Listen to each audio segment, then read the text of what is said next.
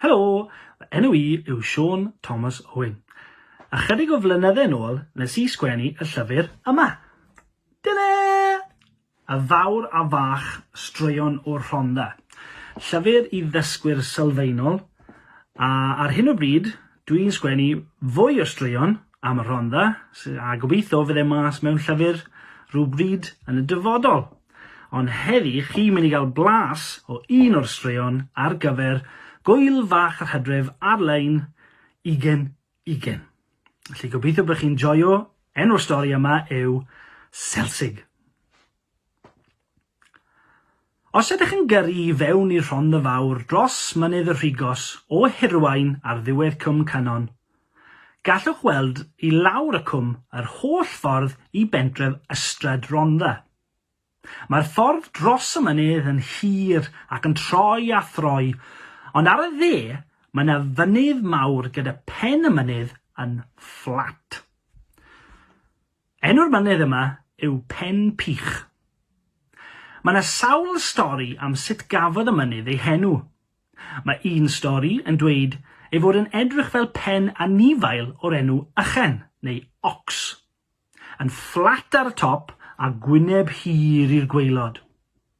Mae yna stori arall yn sôn am y Rhufeinwyr, y Romans, ddaeth yma a gwnaethon nhw ennill tir yn y Rhondda trwy gyrru'r anifeiliaid y ffermwyr dros ochr y mynydd a'i lladd.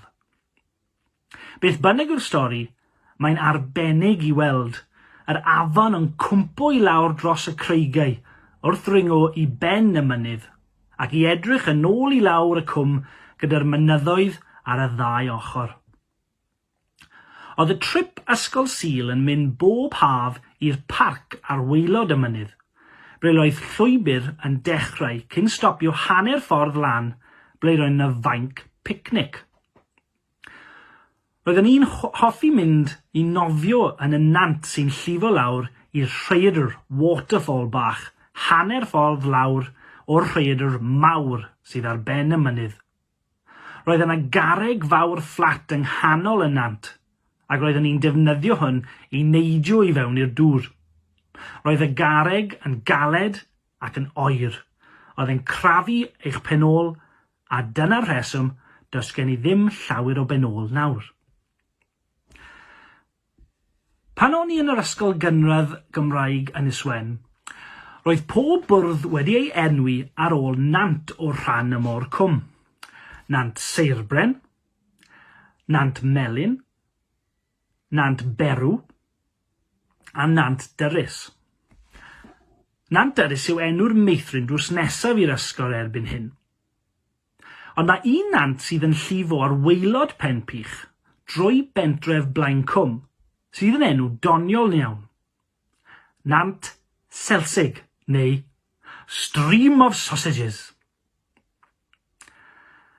Mae wedi ei alw'n Nant Celsig achos mae'n dechrau yn fach, wedyn mynd yn hir ac yn fawr, wedyn yn fach, wedyn yn hir ac yn fawr eto, fel link Celsig. Amser hir yn ôl, fe nath criw o ffrindiau ddechrau cwmni drama yn Blaen Cwm, ac mae yna sioe a panto bob blwyddyn yn theatr y Parc ar Dar yn Nhreorci. Enw'r cwmni yw y Celsig Amateur Dramatic Society, ar ôl y nant, ond mae pawb yn ei nabod fel Celsig. Pan oeddwn i'n ifanc, roedd mam yn cymryd ran yn y sioe bob blwyddyn, ac yn canu a dawnsio ar y llwyfan mewn pob fath o ddillad lliwgar. Roeddwn i arfer mynd lan y cwm I wylio nhw'n ymarfer y sioe ac yn canu a dawnsio gyda nhw, ond roeddwn i'n rhy ofnus I fynd ar y llwyfan gyda nhw. Un Nadolig, dwi'n cofio mam yn cytuno I gadw asyn, donci, mewn stabal ar y fferm, ac yn cerdded I lawr trwy'r strydoedd bob nos am y 6 perfformiad, ac am un ohonyn nhw, fe nath e actio mor dda, nath e gadael ei farc ar y llwyfan. Dyna'r tro olaf I nhw ddefnyddio anifail go iawn yn y sioe. Y tro olaf I mam perfformio yn y sioe, Hi oedd Puss yn Puss in Boots. Roeddwn ni wedi gweld mam yn chwarae pob fath o gymeriadau, ond hwn oedd y tro cyntaf i fy mrawd Dan, oedd yn 4, gweld hi ar y llwyfan. Cyn diwedd y sioe, mae Puss yn ymladd y cawr mawr, the giant, ac mae'r cawr yn bwrw hi mor galed mae'n cwmpo ar y llawr ac yn edrych fel bod hi wedi marw, ond, spoiler alert, tric yw e. Mae popeth yn troi mas yn iawn yn y diwedd, ar ôl i hi neidio lan a bwrw fe nôl.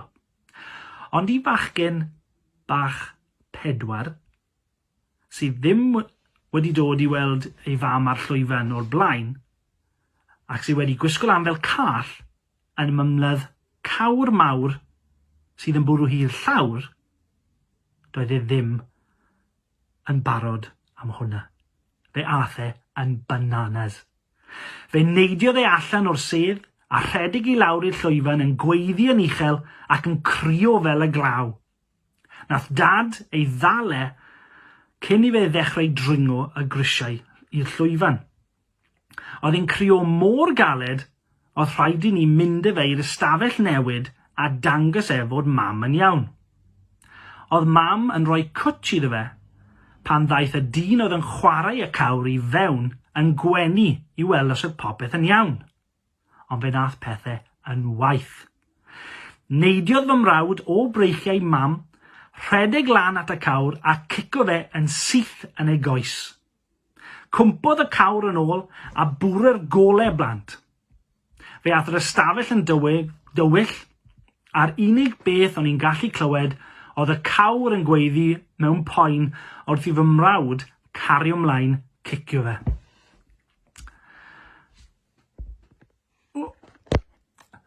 Nath mam penderfynu fod amateur dramatics a chydig rhy dramatic i fy mrawd, a nath e ddim dod i weld sioe arall am rhai blynydde.